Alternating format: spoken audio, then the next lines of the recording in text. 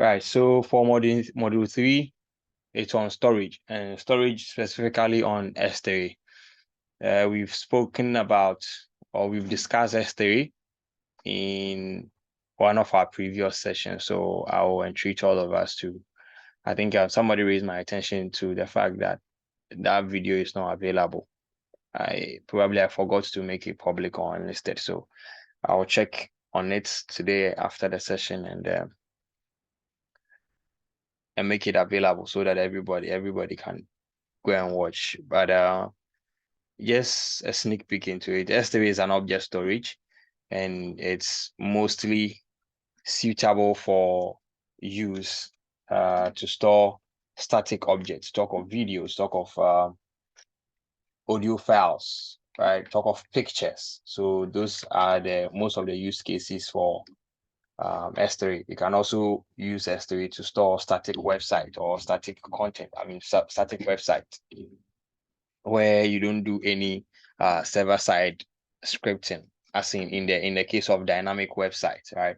Where things needs to change almost every time or in real time.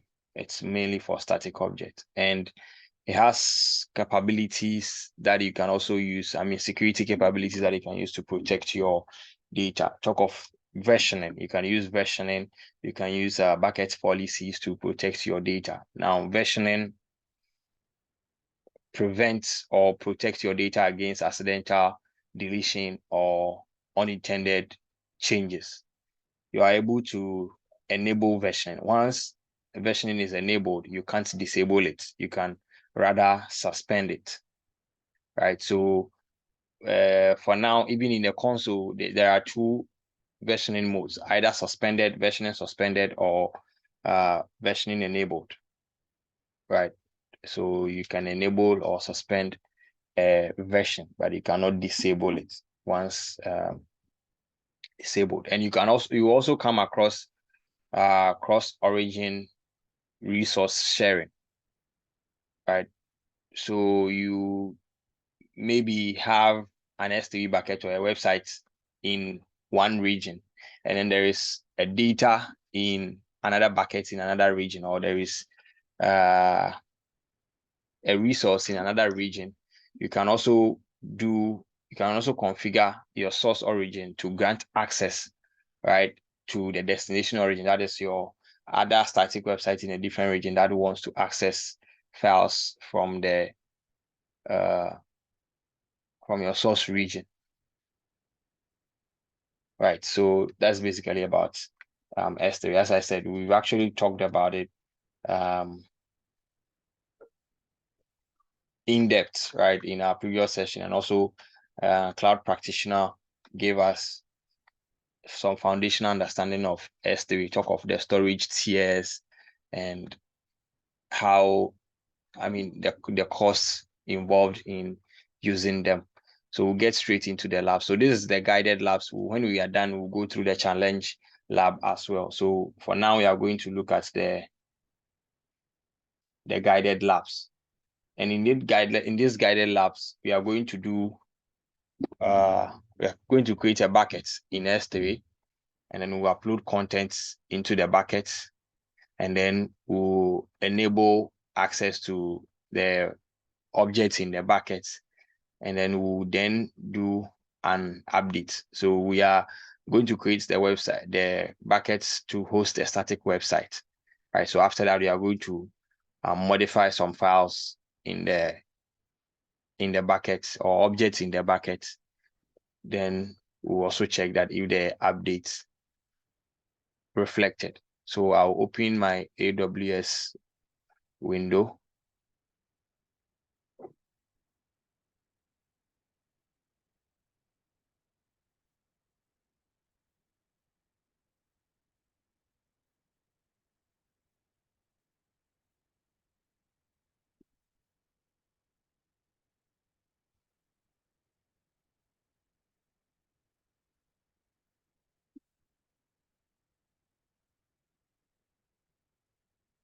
So I'll also entreat all of us to try and then give this one our full attention or concentration, because most of the times, especially for these lab sessions, I am forced to edit the videos before I post them. So some of these waiting times or some of the workarounds that we will do, I might not include them in the uploads. I might edit them out. So if you are on this session, I'll also entreat you to give it your full attention so that you'll be able to appreciate in case you go back to rewatch the edited version. So I'll go to the S3 service. And if the S3 service is not in your recent visited, I'm sure we all know where to access it. You can either go to services and then navigate through the service categories and select S3, or we can just use the search here to search for the S3 service. Now, once we are in S3, sometimes it will open the S3 homepage. So you can just click on bucket and then it will bring you here. Or even on the homepage, you have the option to select create bucket. So here we are going to create a bucket. Since this is our lab exercise, I will just go according to the naming and then the instructions given to us in our labs. So for our bucket name, we are to enter website and then a number, website dash a number or some 3 numbers. So I will use 030, right?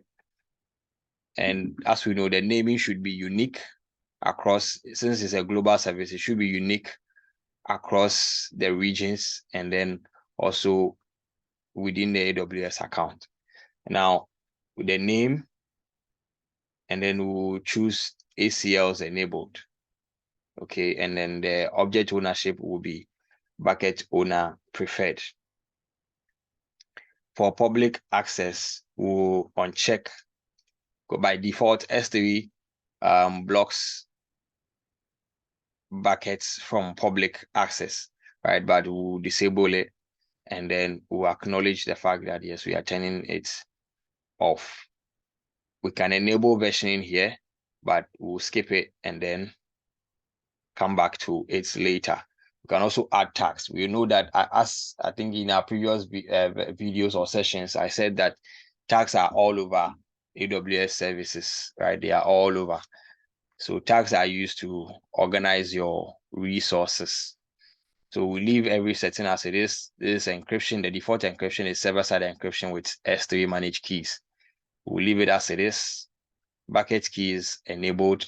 We know for advanced settings, there is object lock that is disabled, right? So we'll create our bucket. Now, earlier, I think somewhere in the afternoon, I sent a voice note that if you are to go through the labs, especially for the challenge labs, but it's even also applies to the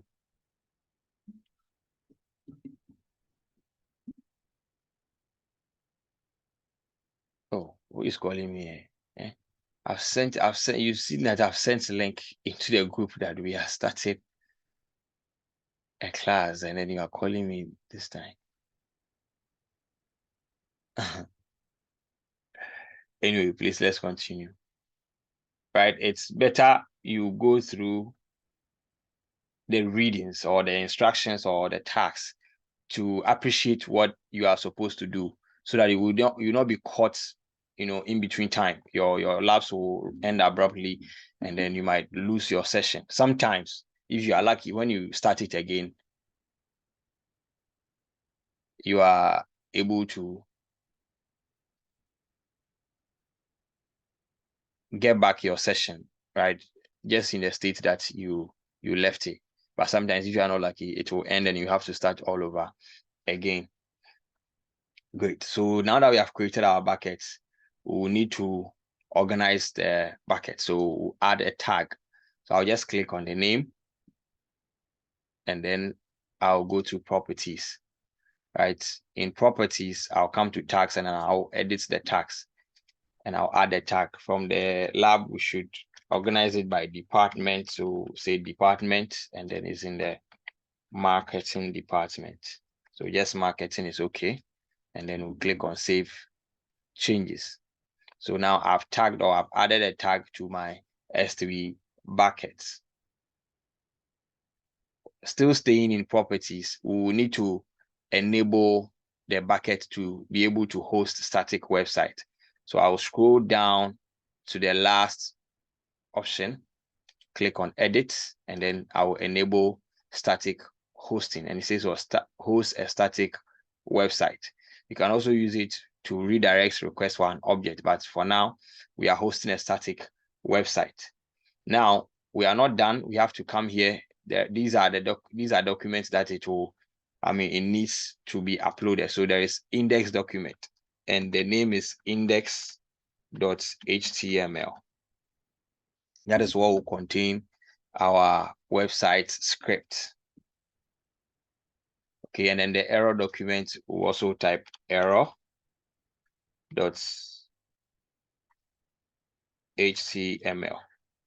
Now, I would want to say that for those, especially those who are into website design, right?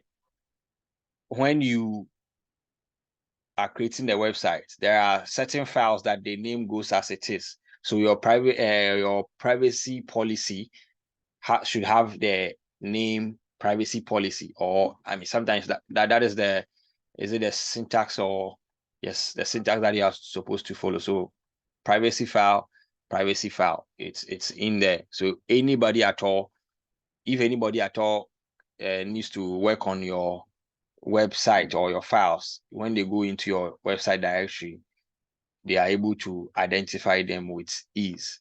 So these are the documents in index.html, error.html, which are for our index document and then our error document. However, the error document is optional. So if you don't have an error document, so the error document just says that in case your website is not reachable, right, what message should, or what file should it direct to display?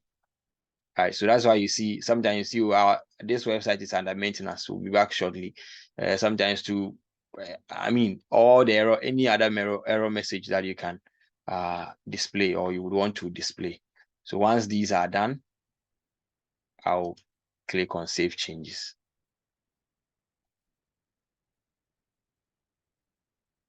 Great. Now that we have enabled static websites, we will be given a link. So this is the link that we will use to access our website. So I'll click on copy and open a new tab and paste. For now, I don't even have any files in my bucket, right? So there's no website contents there. So we will not have anything. So this feedback is actually expected, right? I'll go back to my bucket and then now upload my content. Now in the labs, we're giving some files to download. I've already downloaded those files. Today, somebody was having a problem and I showed the person how to get access or how to download the file. So you either right click on the file, right? Each of the files, you right click on it and then click on Save As and it will save the file. Or you just sometimes Chrome, for my Chrome version, when I click on the file, it downloads it automatically, right? Let me even go to the lab and then show you. So yes, these are the files. So you can either right click and then click on Save Link As, and it will open the Save As page for you. So you see file name here, it's an HTML file, so you can save it, but I already have it saved. So the same thing with this one, click on Save As, and you can see, or for my Chrome, immediately I click straight on it like this. Okay, for now, so it is also opening it for me, but then previously when I clicked on it, it downloaded for me, but I don't know what is happening now. Anyway, so you can just do the right click and then Save As. Or if you have any download manager, so for me, I have Internet Download Manager, I can also just click on Download with Internet Download Manager and it will download for me. So if you have any download manager installed and then you have the extension in Chrome, you'll be able to use it to download. Right, let me go back to my bucket. So we'll leave our page here and we'll leave our page on and upload our files, the file that we downloaded. So I'll just go to upload and I'll open my Explorer window. This is where I've saved the files. So guided lab files. So this is the file.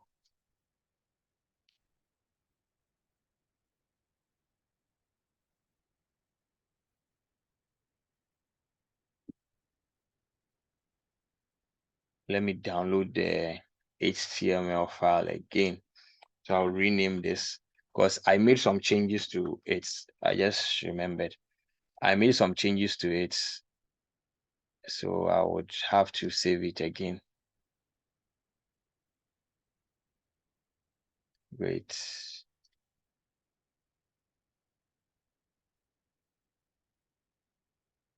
And then I'll save this one rather. Good. Aside that, everything is the same. So now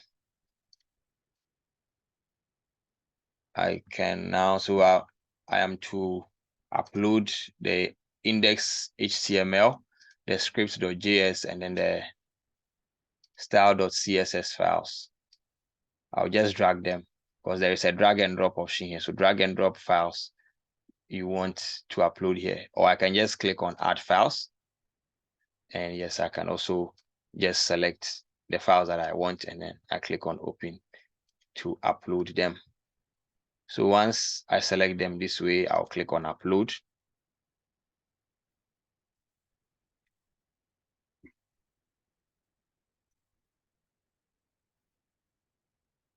Great. So our upload is done. I'll click on close. And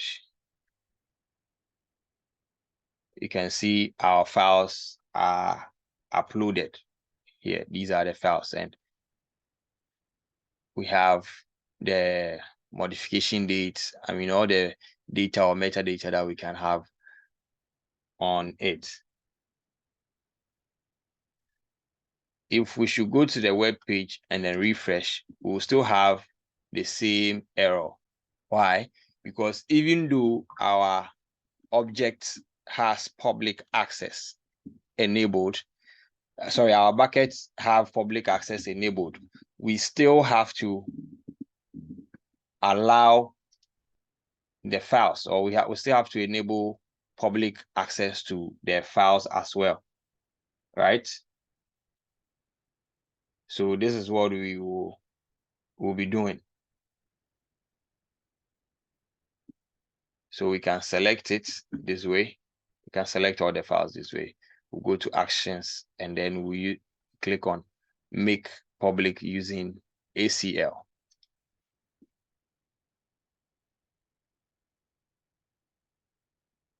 So it means that even though we made our bucket public, anytime an object is uploaded, that object is made private or public access is blocked from the, it's blocked whilst uploading. So even though your bucket has disabled and blocked public access, the objects will still not be, available to the public. So I'll select, as I selected them, let me just go back in case I was too fast. So I'll select all of them, the CB. I'll go to actions, scroll down, and then click on make public. And then, yes, when public read access is enabled and not blocked, anyone in the world can access the specified objects. And yes, we are sure of that. So I'll click on make public. Great. So now that our files are made public, I can close this one. And then now if I refresh this page, I should have a website, right, uploaded. So this is in our HTML file or the HTML file. That's the index.html file. These are the scripts, the website script, right? So it has coded the website for us or the script for the website. And these images are, everything has been coded for us. So we just uploaded the file. So most of the times, maybe as an architect, you have your web designer design all these files for, create these files or design the website for you, and then they will give you the files to upload them, or you will rather provision the S3 bucket, make all the configurations that you are supposed to make. Their job is to just upload the files into the bucket for their website to be up and running. Great. So this is our task 3. Now the next thing is to update the website. Did we enable versioning? I don't remember we enabled versioning.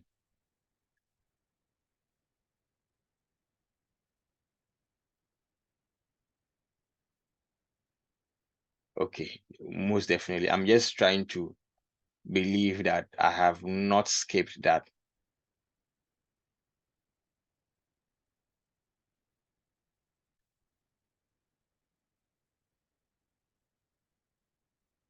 Please give me a moment, because I'm following the instructions. So I'm just trying to make sure that we don't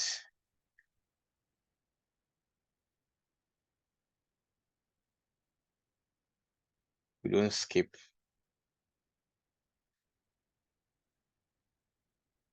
So we create the bucket, go to property.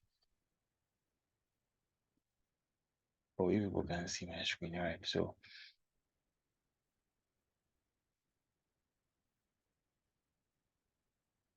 yeah, so we created a bucket.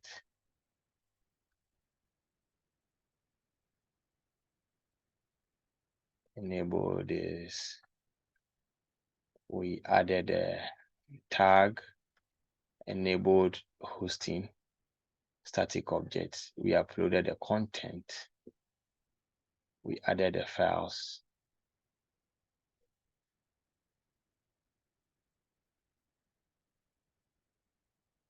We uploaded it. Now we enabled access to the public files.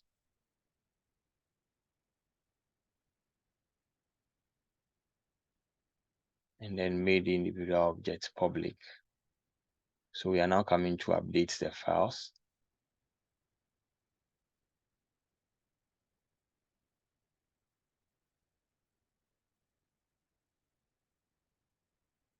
Well, okay, so I think this one doesn't include versioning. I'm just trying to believe that we didn't skip anything.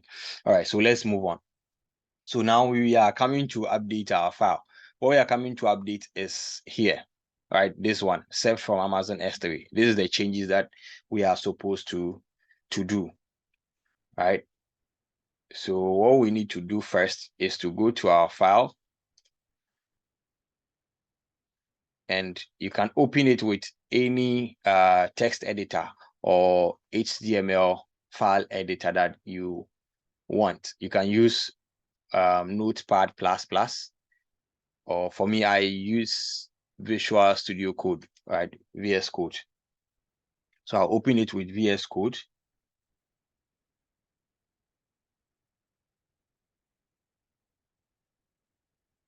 And I am to change this line of code. So I'll search for created by. So I think, no, I'll search for saved, right? Saved from here. And then I'll change all this. I'll change the save from to created by, and then I'll write my name. But they said we should replace it with our name. And now I'll save the file. Let me manage trust. All right, so to save, if you are using VS Code, you can just do file and then save, or you can just do a Control S and then the file will be saved.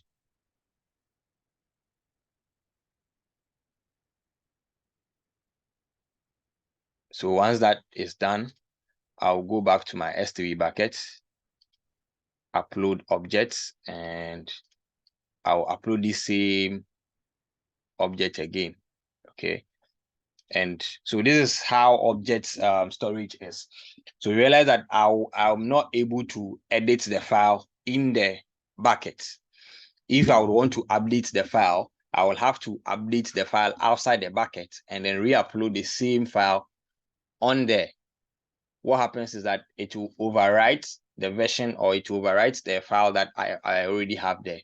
So it will just overwrite it with the current version. So that's how object storage is. Unlike block storage, where I can just edit the file within the storage volume. But with this one, I have to do the update outside and then now re-upload the same file again. So that is what we mean by object storage. So if I have an image in there, and probably I will want to crop the image, I will have to crop the image outside the bucket and then re-upload the image with the same name. Okay, but for block storage, I can just open the file. For let's say I have it on a Windows environment. I can just open the volume that contains the file, right click it, and then do the cropping. Right. So now that I've uploaded a new version, I'll refresh and let's see what happens. So you can see that we are even in an endless loop kind of state, right? It is not able to load. Why? Because, and then we now have the forbidden page. Why is that so? It is so because the new object also will be blocked by default. So I will have to select it again, go to actions, and then make it public using ACL. So now that it's public, I can refresh. I can refresh the website and then can see that it has changed. So the editing of the code is, I mean, more or less like a web design thing, all right? But the main thing for you to appreciate is how object storage is, and then how you can use S3 to host a static website. So this is a website that has been, created, or a website HTML that we uploaded and we're able to visit. So if you have, it's just like you having a website, creating a website and then hosting it on your local PC. So you see this address. You see, when you are visiting your website that is hosted on your local PC and it's not on the internet, you have to type localhost dot something something something .com, right? So your local host and then your name, your website name, right? So just like this one, so there is what the website's name here, or the bucket's name, and then is what is an S3 website, which is located in what US East 1 .amazonaws.com. So it's just like you type in localhost dot mywebsites.com on your PC. So it means that website is hosted on your local PC. It is not on the internet. Great. So that is all about S3 and then using it to host static websites.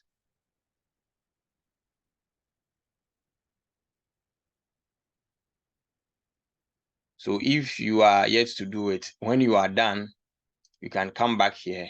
First, submit, right? You first have to submit the lab exercise because you are graded in point. So each task that you complete, you are graded in point. Each task that you complete, you are graded in the point. So you submit, and then you can wait for a while and you'll be able to check for your grades here. And the grading is based on certain parameters, right? So you see task A, 1A is what to create a bucket, and then 1B is to enable static web hosting. Task 2, okay, Josephine, I'll come to you. Task 2 is to upload a file, so it's able to detect that the files were uploaded. And then task 3 is to enable access, that is access to the object, so that your website will be accessible. So you see, it grades. So 5 out of 5, 5 out of 5, 5 out of 5. So that is how it is. So once you submit it, you can just end the lab. All right, Josephine, please ask your question.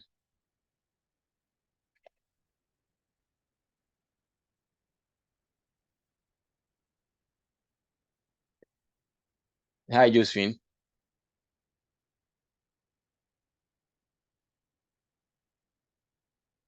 Or you type the question. Oh, okay. There were messages. Okay, Chan. Sorry, I was not reading the messages.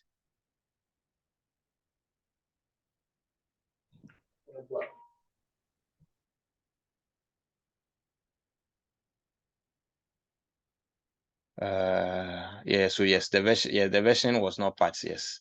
I realized. So we'll look at it in the. Oh, okay. Josephine, your hand is still up, oh. So you might want to put it down. If All right, so I'll end this lab and then begin or start the next one. All right, if there are no questions.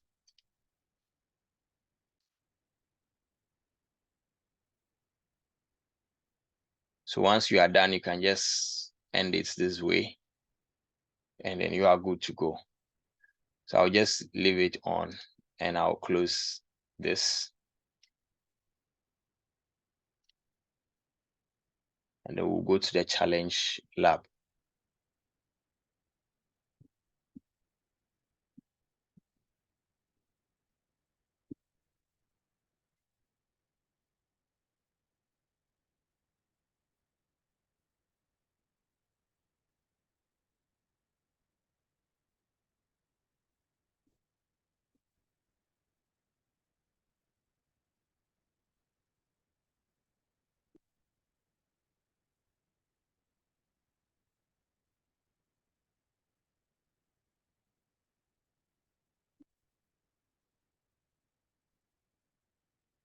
I'm trying to get.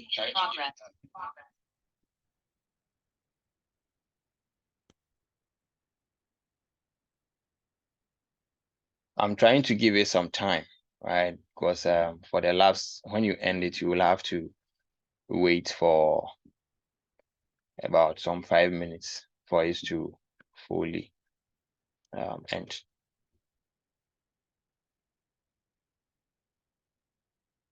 And for this one, there is a lot of work, so let us also pay attention. Okay, so I think now we are good with this. I can just close this one, close this, and then I'll start that of the challenge. The challenge is also graded. I don't know how the grading is done because as you do it, you answer questions. As you do it, you answer some questions. But once I was done, I was only graded for the questions that I answered, but for the lab exercise itself, I didn't get any grade for it. I don't know why. I don't know if I was supposed to finish before. Yeah, they grade the lab exercise too. I mean, I think I mentioned it even for the first one, but for this one, I don't know how it was done, and I only got for the questions that I answered. But for the work itself, I didn't get any mark.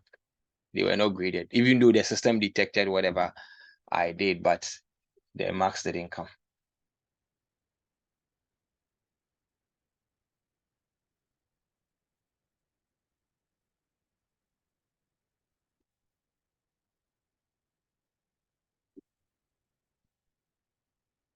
So I'm waiting for the lab to be ready.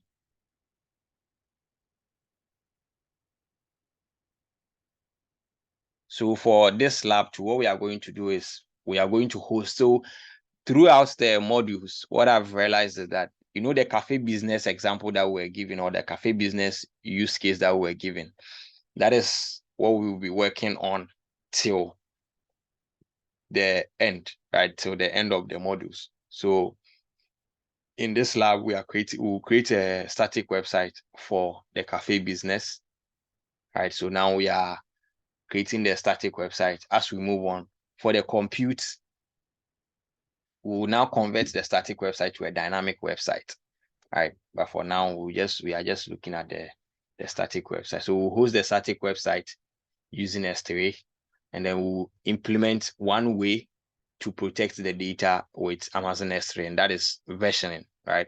And then we'll now implement a data lifecycle strategy to retire or to move objects across different storage classes, and as well as retire some objects at all. I mean, totally, that is permanently deleted.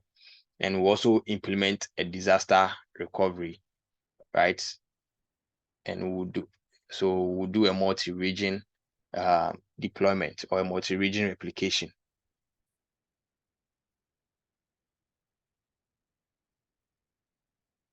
Okay, now our lab is ready. Click on AWS. So when you click and then you get this, just click here to log out. Okay. And then you can just come back and then click on it again. It should log you in.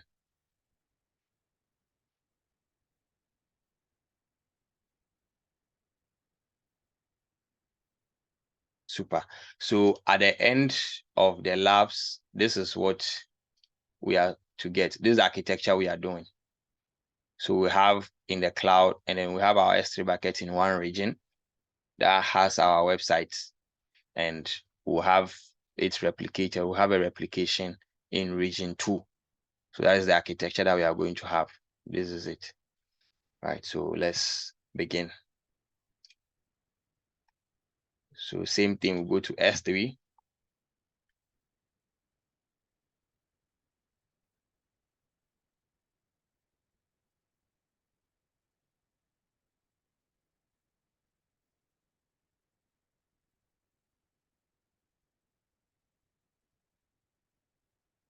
So I still have the buckets that I created. It was supposed to go off. So what I will do is I will delete them.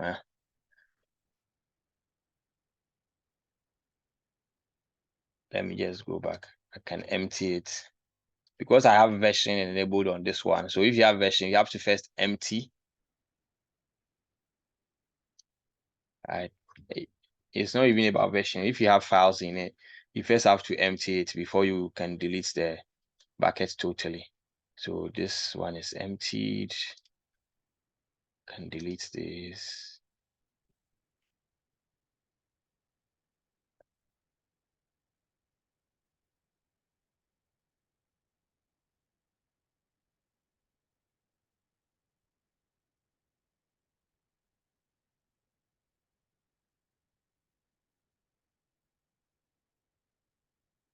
I'll delete this one too.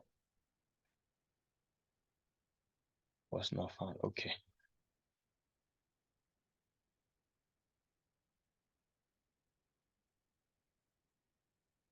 If it's not found, then why? What is it doing here? It should be gone. Anyway, let's just go ahead and do what we are supposed to do. So first, we have to create a bucket in the North Virginia, US East one. So we'll say static. Let's just do cafe websites, and this will be version 1. Right. I'm just trying to give it a name that will be unique. And we can enable ACL's access control list enabled, and object owner preferred. We make sure that block all public access. Yes, so here we'll look at versioning, but not now. And then tags, we can also leave the tags, or we can just go ahead and then tag it. So we can still use the same tag department and say marketing. Everything we leave it as it is, and then we'll create the bucket. So with this one, you don't have the privilege of the step-by-step guides. They just tell you do this, do that, do this, do that. All right, so this one, they said we should create a bucket, and then we have to make sure we have disabled block all public access and also enable static web hosting. So to enable static web hosting, I'll click on here, go to properties, and I'll edit, enable,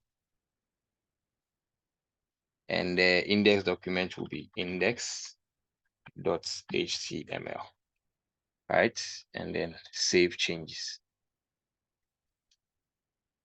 We'll copy our endpoint address, and we should have the 403 forbidden. Great. Now we'll upload content onto the bucket. And as well, this one, you don't have the step-by-step guide, but to upload it, we can come to the bucket, objects, and then click on upload. And also there are files that we're supposed to download. So this one, when you click this link, it will download it, right? And it's a zip file. So when you download, you have the zip file like this. Where is it? So static website, and you have to extract it, right? You have to extract it into your desired folder. So I have it here. This is, where is it? Okay, so I think I don't have it. The CSS. All right, so let me just extract the whole thing again. So right click, extract all. I'll put it in this folder, select folder, extract.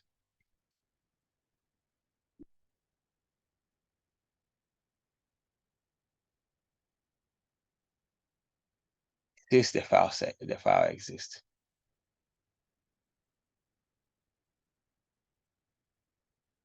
Oh, I see what happened. So it's just placed them. So let me just create a folder and then put it inside. So static website. These are the files that comes with it. So you have a CSS folder, images folder, and then the index.html file, right? So here the same thing. Okay, let me just do the click since I did the drag option. So I'll come to add files.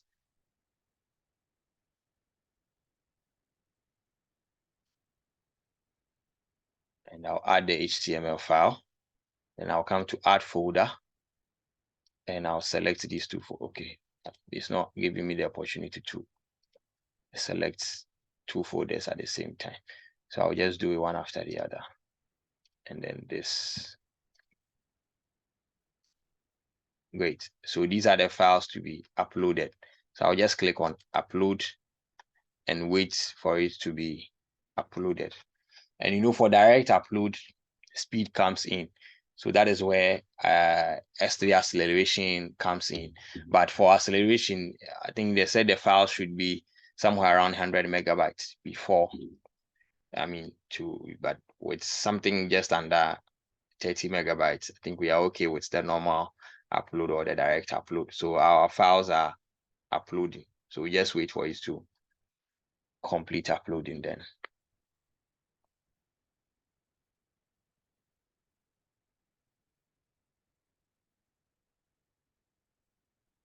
So as this is uploading, for the labs, you are to come back here. So we are on here.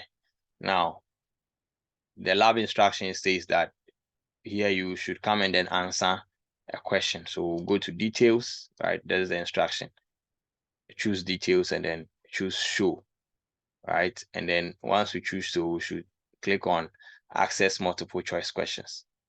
So I'll just do that while I wait for my files to be uploaded and access the multiple choice questions. Great.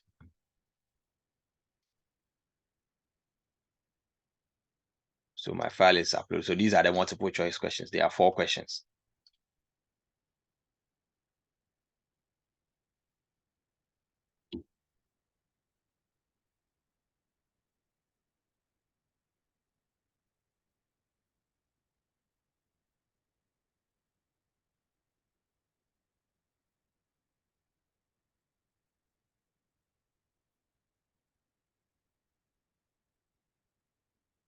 Great. So our file are done downloading. I can close it.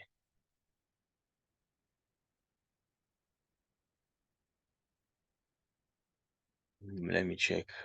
Yeah, so this is our website.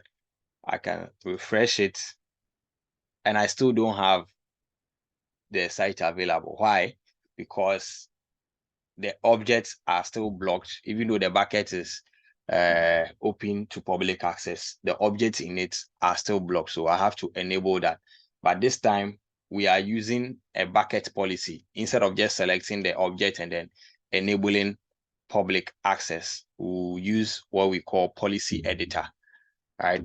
So we'll come to permissions, right? Previously, we should have just selected all of them, went to actions, and then clicked on make public using ACL. But this time, as I said, it's just like them giving you 1 + 1 is equal to 2. And in your exam, they say 1 + 2x is equal to 5. Find the value of x, right? So we'll go to permissions, and under permissions, there is what bucket policies, right? So edit the policy. So these are one of the things that we should learn how to write. Policy, but it's easy anyway. You just have to understand it. Okay. So we are using the policy editor, and then what the policy we are creating is that we are granting read-only permission to public anonymous users by using the bucket policy editor. So here you are able to, you can look at some policy examples, or you can use the policy generator. Now, let me just take you to the policy generator to see how you can use that. So a policy has parts or different parts, and then their meanings. We have looked at policy when we're doing IAM. So you can also go and watch the IAM videos and appreciate policies.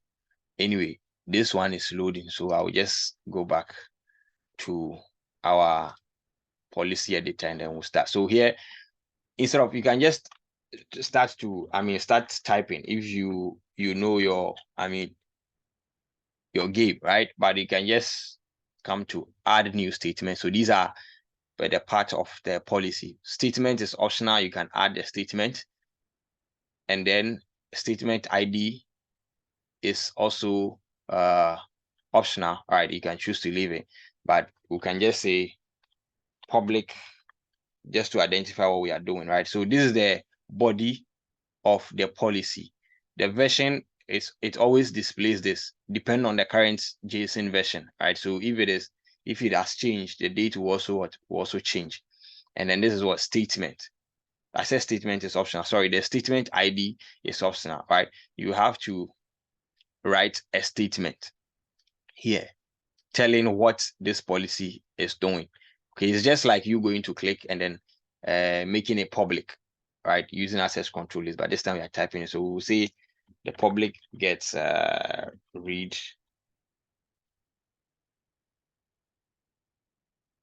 access. Okay, and then the principal is either the user, the account, or the rule that you are assigning this policy to, right? And then for this one, we are assigning the policy to everyone. Okay, we are assigning the policy to everyone. So you put star in quotes. So star means what? Everyone. If it is with resources, we'll put star. So star means what? Everything or every resource. And then the action is, as I said, is read only, right? So read only means that, S3 there, we have put, we have copy, we have delete, and we have, is it get, right? So here we are giving it what? The action is what? S3 : get object. Or we can just say S3 : get star this way, right? When you say get star, it means that get everything. So S3 should get everything or get the bucket. Now, what difference does it make? Let me come down. So we have the statement ID, we have the principal, that is the user or the account or the role that we are assigning this policy to. the effect. What should you do? Should allow or deny? So it's either allow or deny.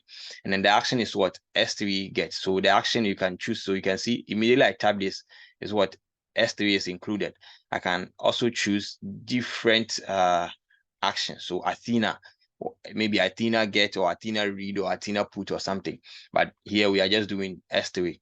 And then from here, the next thing is the resource. So I can just do double quotations and then put resource in it, or I can just come here and then click add a resource. So immediately I choose add a resource. It opens a window for me. And then you can see, because I did star, right? You see all resources, you see buckets, you see objects, lambda, access point. All these options are here. Now let me change it to S3 gets objects. Right? S3 gets objects. And then let me go back to add resource. And you see, I have only 2. So I now have to choose objects. And then I need my object name. So the object name follows this address, ARN, AWS colon S3, and then the 3 colons, and then the bucket name. The bucket name / object name. You don't need to worry. You have your bucket name here. So I'll first copy this address and add resource again, objects, and then I'll just replace this with all this with this, and then / we don't want it to access just a single object. We want it to access all the objects in the bucket. So we just add star this way, right? And then add resource. There is no step-by-step guide on this, so please pay attention to it. Now, before I save it, I want us to use the policy generator, and then we just compare it with what I've done here to see if it is the same, right? So with the policy generator, we just select the type of policy. So it's an S3 bucket policy, and the principal is the same. I'll put star here. And then the actions is what? Get object. So I'll just search for get, and then get and so this is get object, right? Select. That is the only rule. So one action. If it is all, I can just tick on all actions, and it will just put star there. The resource name. So Amazon resource name, that's the ARN. It's what? Our bucket. Okay.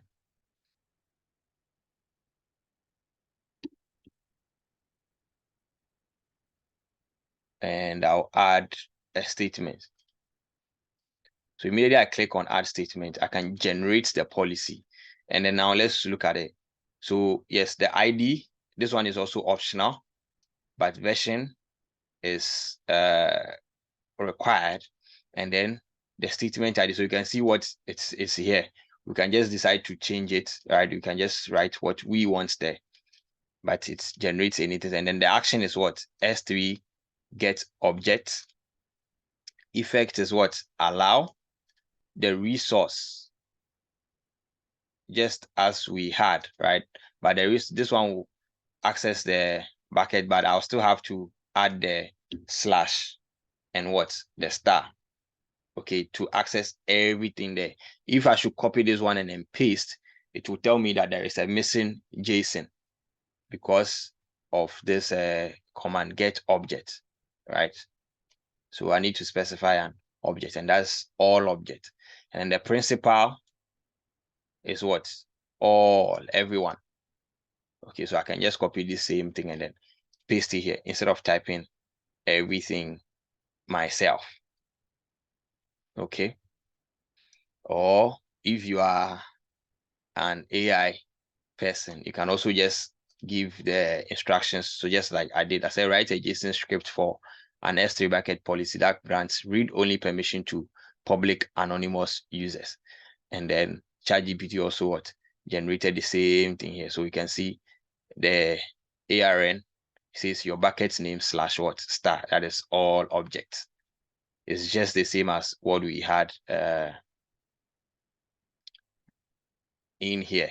Okay, so if you're an AI person, so this is it. You can just copy it and then paste it in your JSON or your policy editor. So let's save it. And it was saved without error.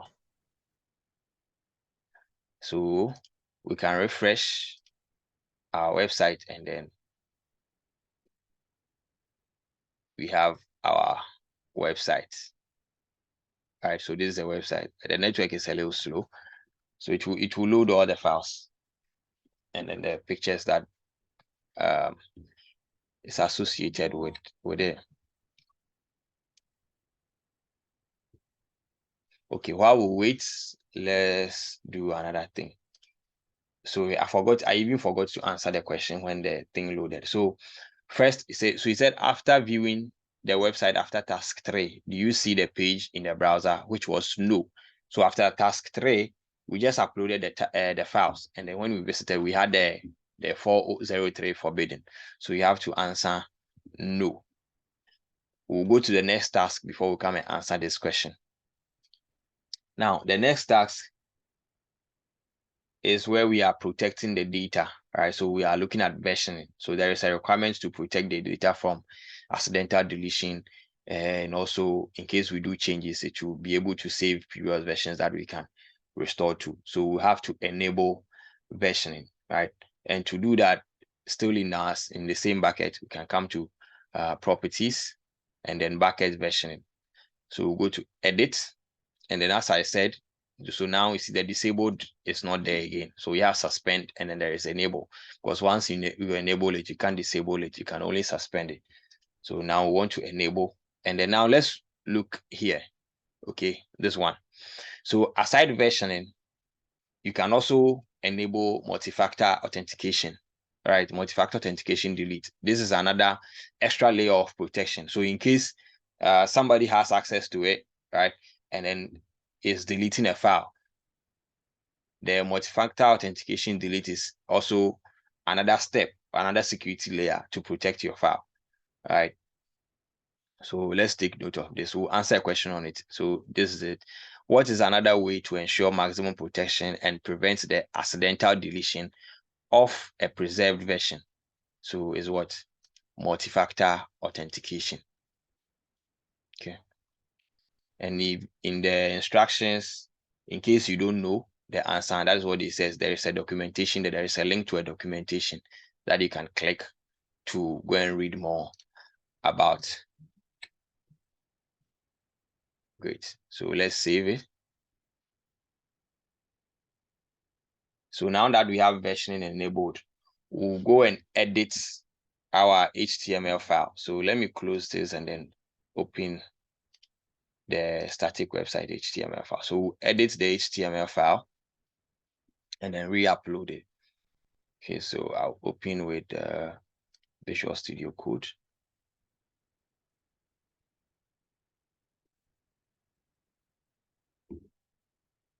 Now there are some changes that we are supposed to do. Now let's take note of yes, these colors, right? These colors.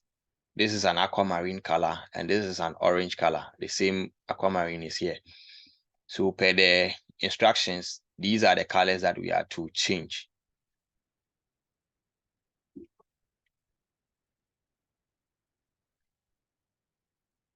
So in the HTML file, we'll find a line that reads BG color. So that's background color.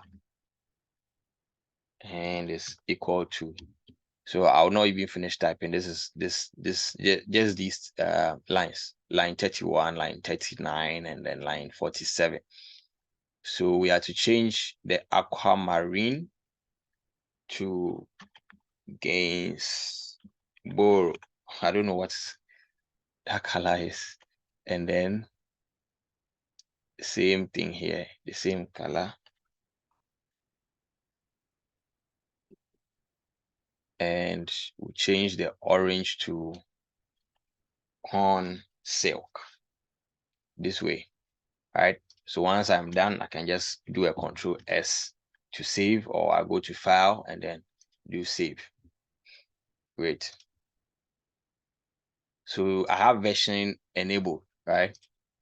And I have updated my file outside the bucket. Now let's watch here. So immediately I enabled versioning. Okay, the color. Yeah, sure. Thank you. There is a. All right, thank you very much. Thank you very much. All right.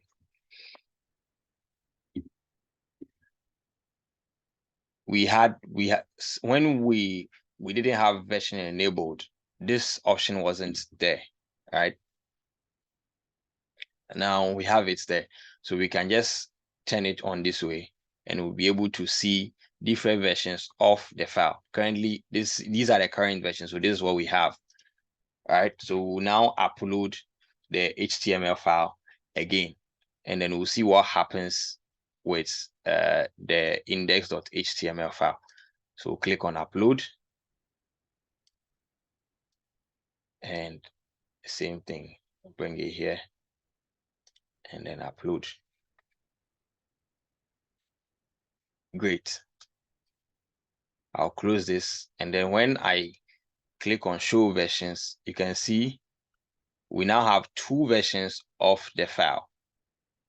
All right, we have one that we uploaded at 9:56, and then this one that we just uploaded at 10:13.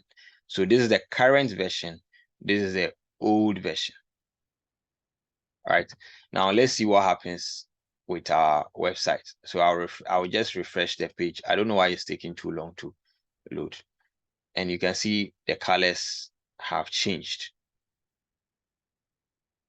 So this is the Gainsborough color, and this is the corn silk color.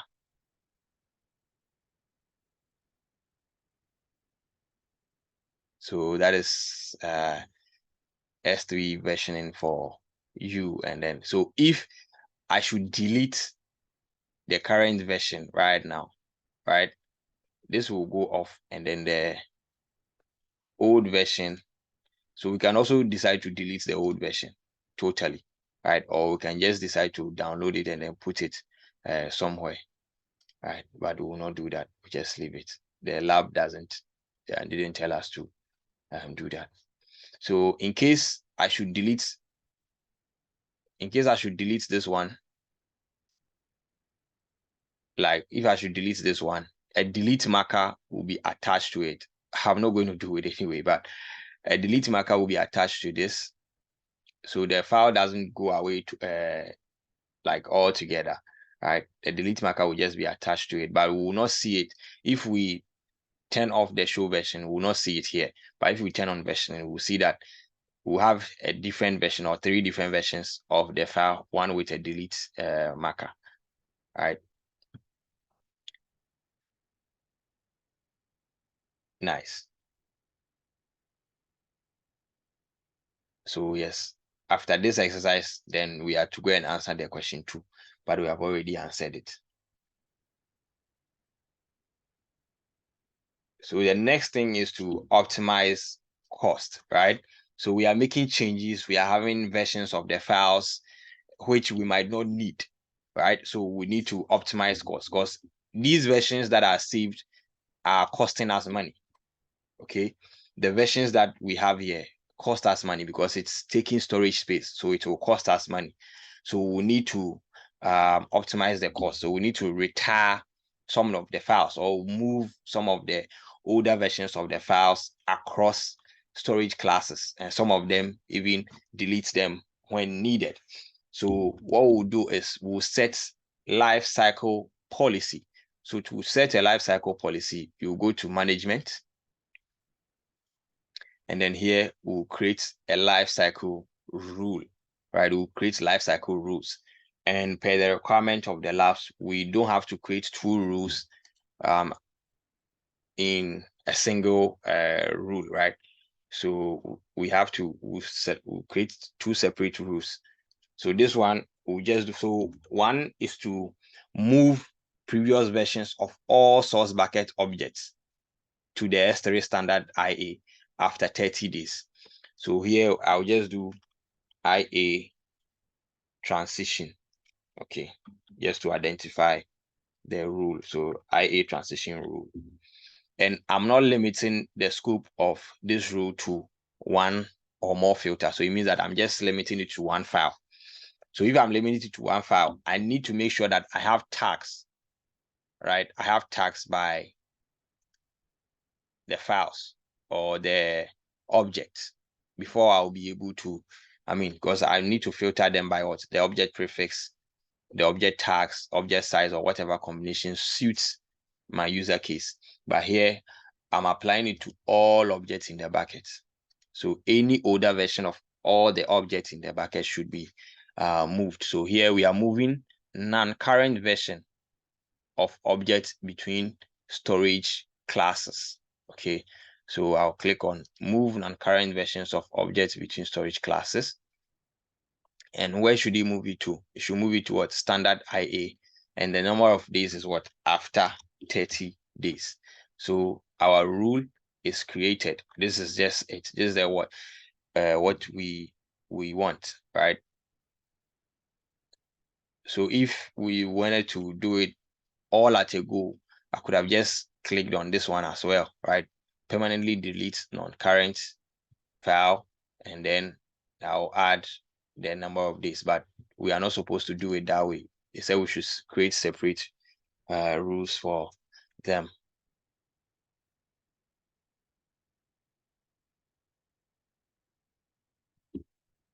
So I'll create this rule. Nice, and this is the rule. So entire bucket transition to IA after 30 days. And then I'll create a second rule, and I'll just say delete rule. This one also applies to all objects. Acknowledge. And for this, we are permanently deleting non-current versions of objects after 1 year. So that's 365 days. That is what the instruction says. And create rule.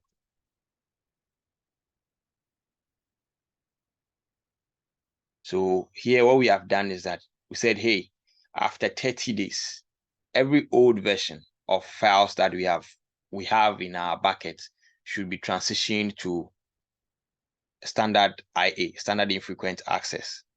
Now, after 1 year, permanently, so after 1 year, and we still have the old version that is in the standard IA. So that is just what it is. So after 30 days, all old versions will be moved to the standard IA. So this rule will just go into the standard IA and then delete files that have been there for up to 365 days. So that is just what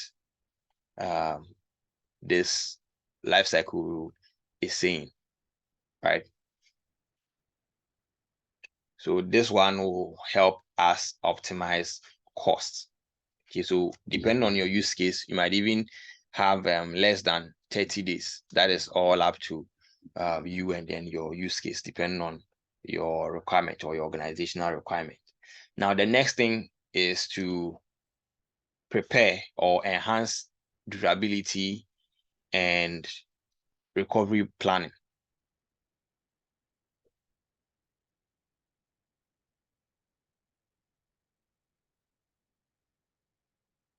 So the next thing is to enable durability and then recovery planning.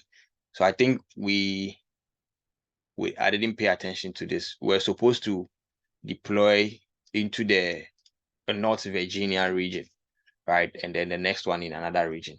But that is fine.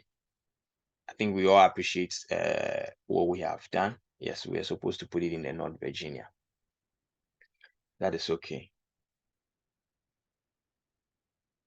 So we just move on with the disaster recovery thing. Okay.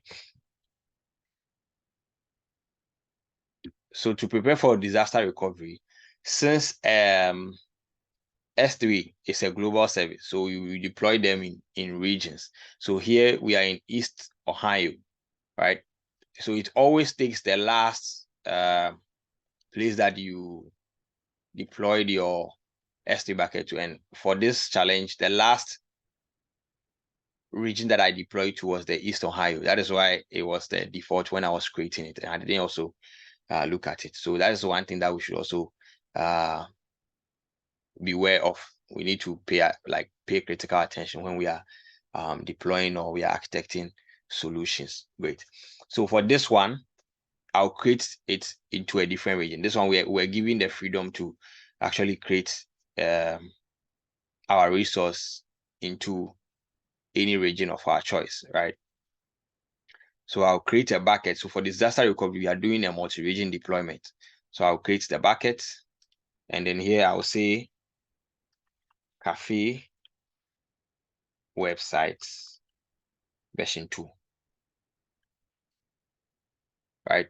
And this time I'll put it in, let me move from the United States and even put it into Canada. Okay, so I've moved from the United States and I'm putting it into Canada, but we have to take into consideration what a latency, right? Proximity to your customers and then all those things. You have to take all those factors into consideration before you do any of those, right? So the ideal, if you are in the US, the ideal thing is to just look at any region closer to the US and then put it there. Okay, but then for this practice exercise, I will put it in the Canada region, right? The CA Central one. I'll enable this one and then bucket owner preferred. Now, let me even go explain this. The reason why, or the difference between this is that if you disable access ACLs, right, what it means is that objects in the bucket is owned by this account, and then access to its object is specified using only policies. But if you do ACLs enabled, your other account can own this object. I mean, objects in the bucket, and then access to its objects can be specified using ACLs. That is why we're able to make the file public using what? ACLs. I mean, the one that we just clicked and then enabled it. We'll also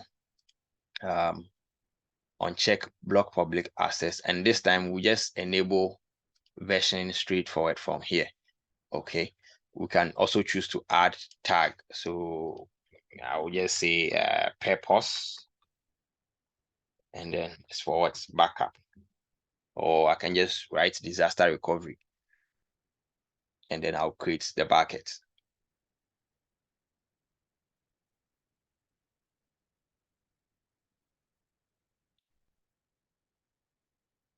Now, once this is done, you are not done because you just created a bucket. Okay.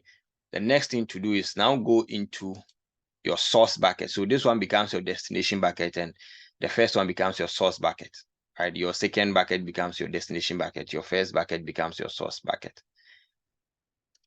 So I'll click on my source bucket name and go to management.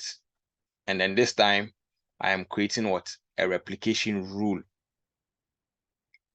right? So I'll click on create replication rule, and the replication name, I'll just do DR rule. So disaster recovery rule.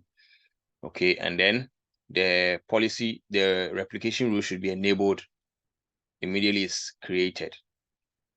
And the source bucket is what? The cafe website version 1. And the source region is what? US East Ohio. That's US East 2. And I am not limiting it to the scope of, I'm not limiting the scope of this rule using filters. I'm just applying it to all objects. Okay. And you can choose a bucket in this account, or I can even specify a bucket in another account. But here, the bucket is in my account. So I'll just click on browse S3, and then I'll choose the second bucket that I created, right? That is my destination bucket. So I'll choose path.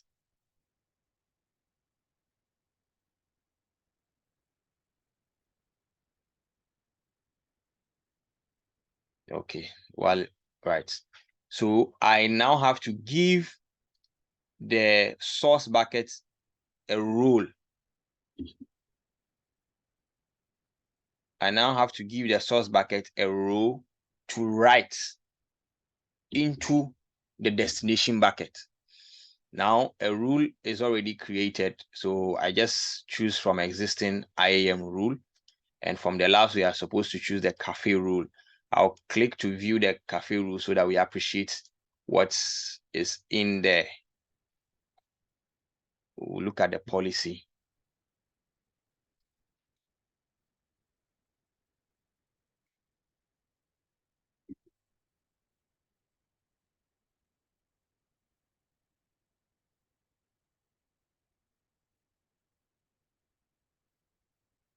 Great.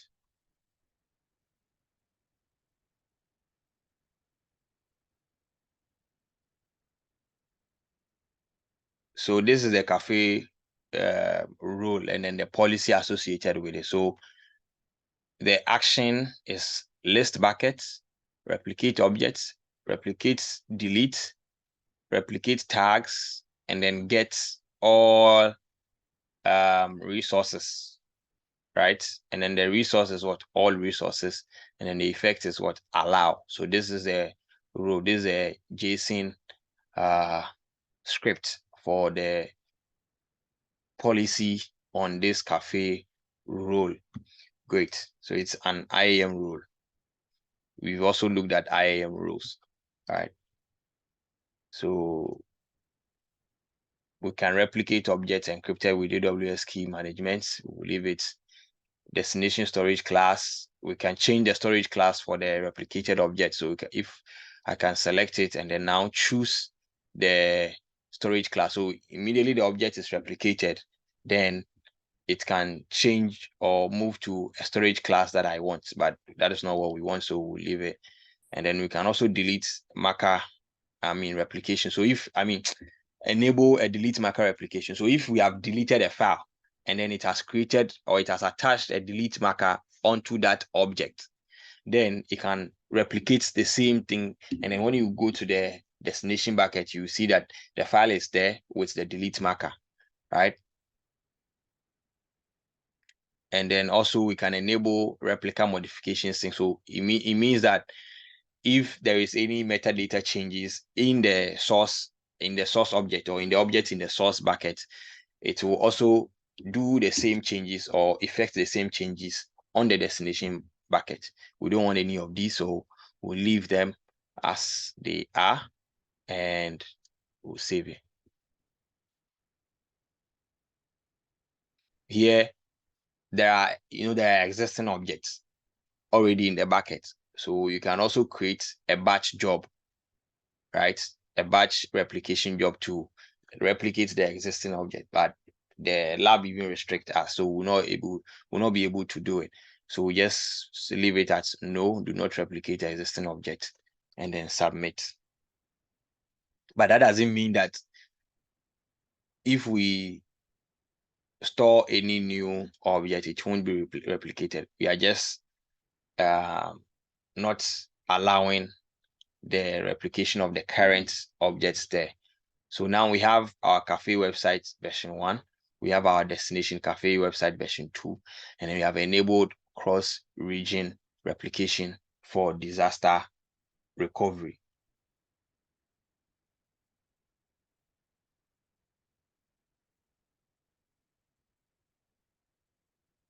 So the next thing we have to go into our cafe website version 2 bucket, and then we don't see anything there.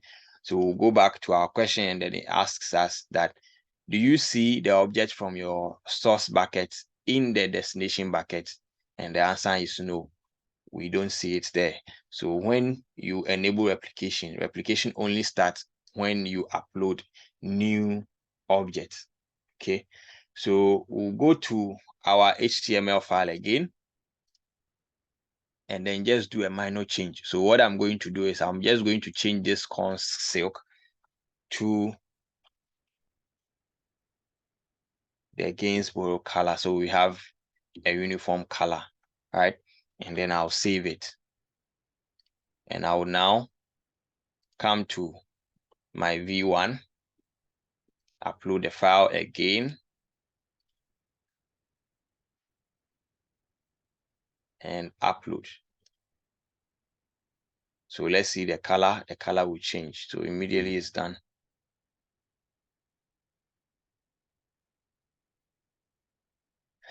Well, so ideally, since it's for disaster recovery, the logical sense is that you have to block public access, but then you don't know when failure will occur.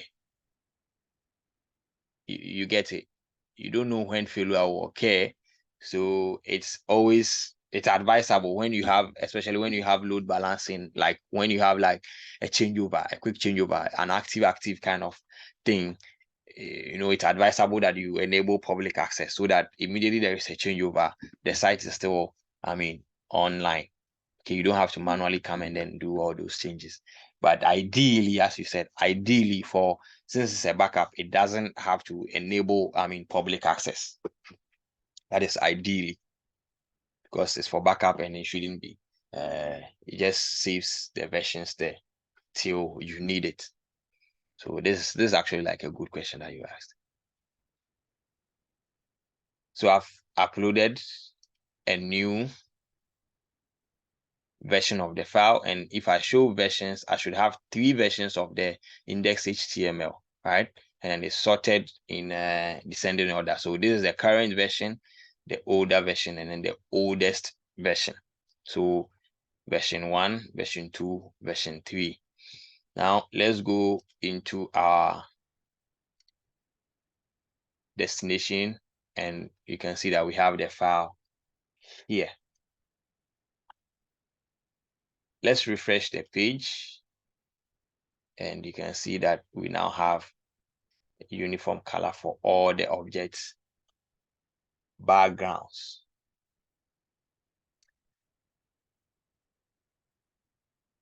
We'll go back and then delete the version, the latest version that we just uploaded. We'll delete it. So I'll just click on this one and delete. So, okay, let me just delete this one first. Great. I'll type delete.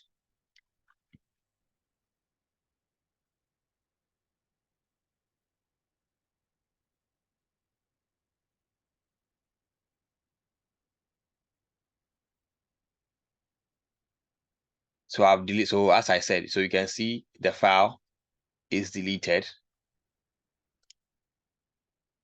But if I go to show versions, so you can see this is the current version. I even now have 4 versions of it, right? The version that was there before the deletion, and then the deleted version. And then this one has what? A delete marker. Now let's go to our second region and see if the file is deleted. And we have the file in here. So we'll go back to our questions. Was the version that you just deleted from your source bucket also deleted from your destination bucket? And the answer is what? Is no. So the files was not deleted. And we are good to go. So we answer them this way. You can choose to submit them one after the other. So when you answer, you submit. When you answer, you submit. When you answer, you submit. When you answer, you submit. But I think once somebody asked a question that in the technical mentor page on the portal, and Dari said you can choose not to submit them one after the other. When you finish, you can just come and click on submit here, and it will record all of them here.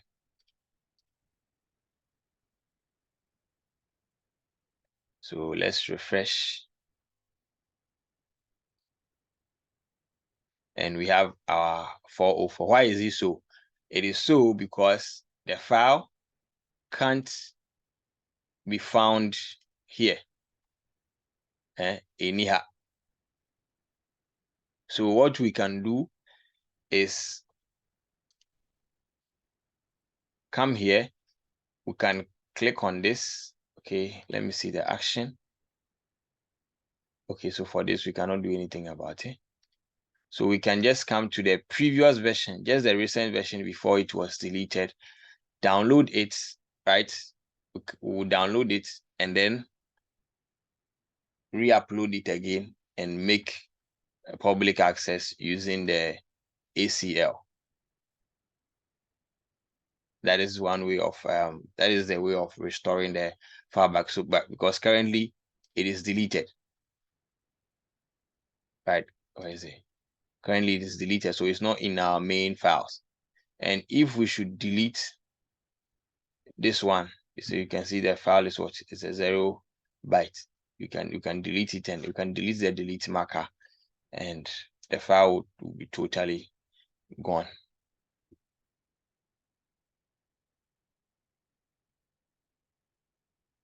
So that brings us to the end of our lab exercises for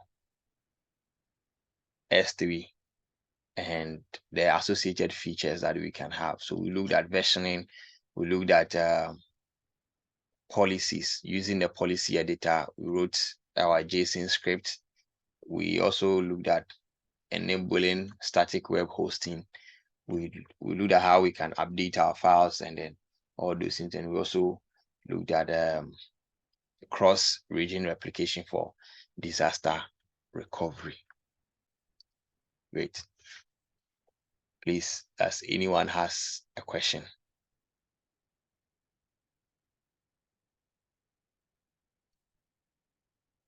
So for best practices, especially if you are using it to learn, when you are done, be sure to empty your buckets.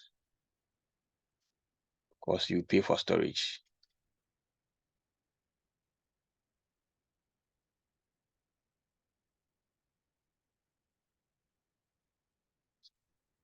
Permanently delete, rather.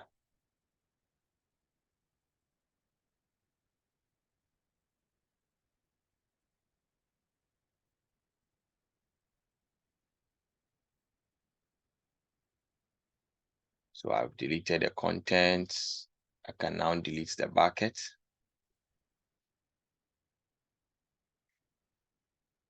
Yes, a cleanup here and there.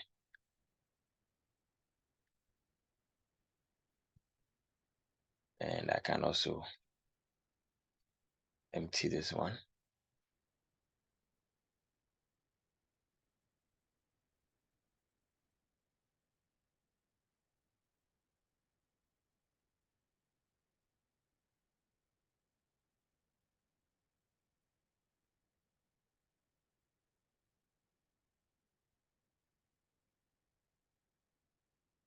Delete this one as well.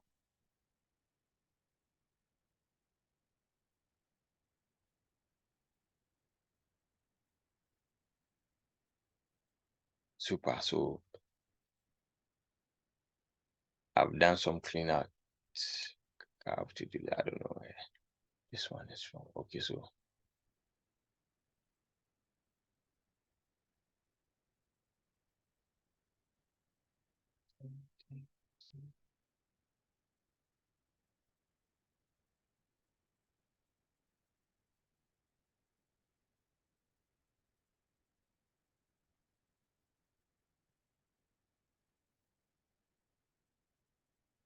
oh, so this is the bucket that have our questions.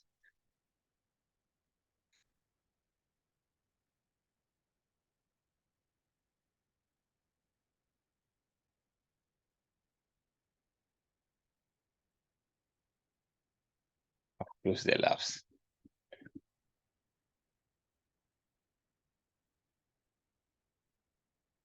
Okay, so please, any question?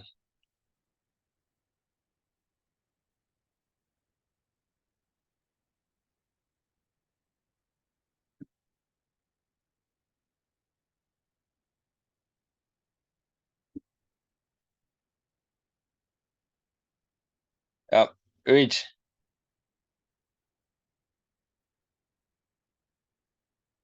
Yeah, Charlie.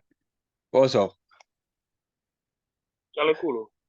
You miss me. If you call, is there? You miss me. You know, hear from me today. I don't hear from you. Somebody call me. If you No. just before the start of the class, I diss the person. Nothing say be. Charlie. Today I don't hear from you. Okay, I see your message and your voice note. And let me end the recording before we do our conversation.